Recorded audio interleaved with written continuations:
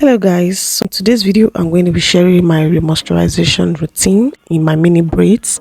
Now I've gotten a few questions on if I wash my hair, if I deep condition my hair and all that. Yes, I actually do. I've shared a couple of times and I did a video washing my braids. So in today's video I'm going to be remoisturizing my hair. I've done the full wash day routine from shampoo to protein treatment to deep conditioning and to tea rinse. And don't forget, I always prepare my hair with oil for shampoo. So I've done all that. It's time to now remoisturize my hair.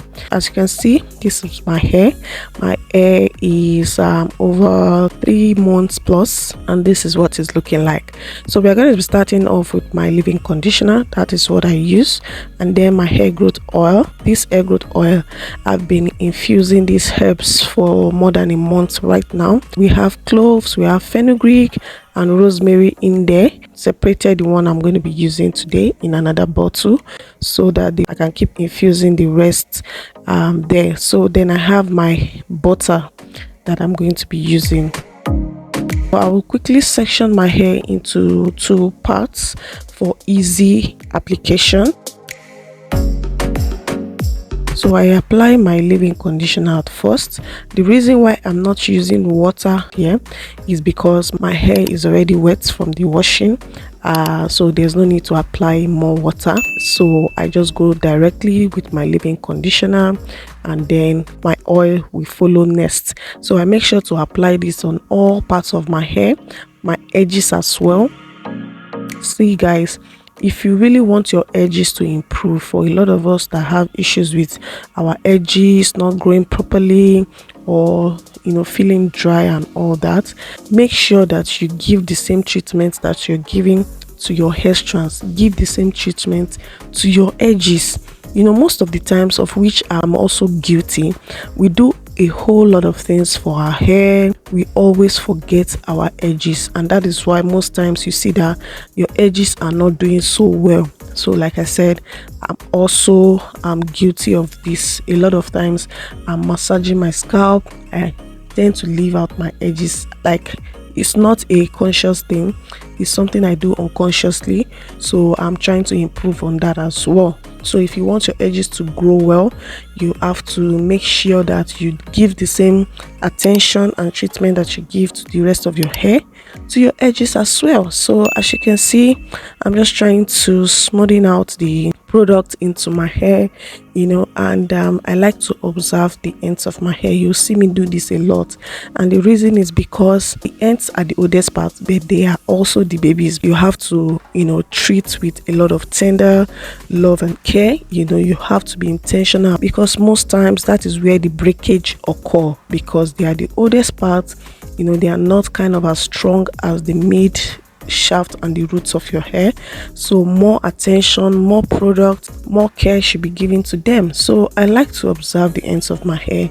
I like to see how they are doing. I like to put more products there so that they can be able to withstand breakage. They can also help me to retain length, because trust me guys, if you must retain length, the ends are the parts where you have to make sure you take good care of, so that your hair is not breaking from your ends. So I apply my oil, I also apply my shea butter mix, and if you can see, you'll see that the products are not really penetrating, and the reason is because the weather is cold. My butter is as stiff as anything. So what I did later on was to just use my oil to seal everything in. So usually my hair butter is the last thing that I apply on my hair, but this time around I decided to use my oils to seal everything in, so that it's going to help the butter to melt easily. So that is because the weather is cold, everything is cold, so the butter is not melting as it used to be. Even when I rub it between my palms, it's still very hard. So one way you can be able to do this is also by melting your butter. So I've seen a few people who melt their butters. So if you don't like the coating on your hair the way it's showing on my hair right now, you can also melt your shea butter or your hair cream if it's as stiff as mine is looking right now. So but I'm not worried because I know that I can use a plastic bag to cover it and it will melt, or I can just leave it and in a few hours it's going to definitely, you know, melt away. Can you see that spring? Like, did you see that bounce? The way my hair, you know, bounced up like spring bed. I love when my ends do that. I love when my ends are screaming healthy, because then I know that I'm going to be able to retain length as my hair is growing from my scalp.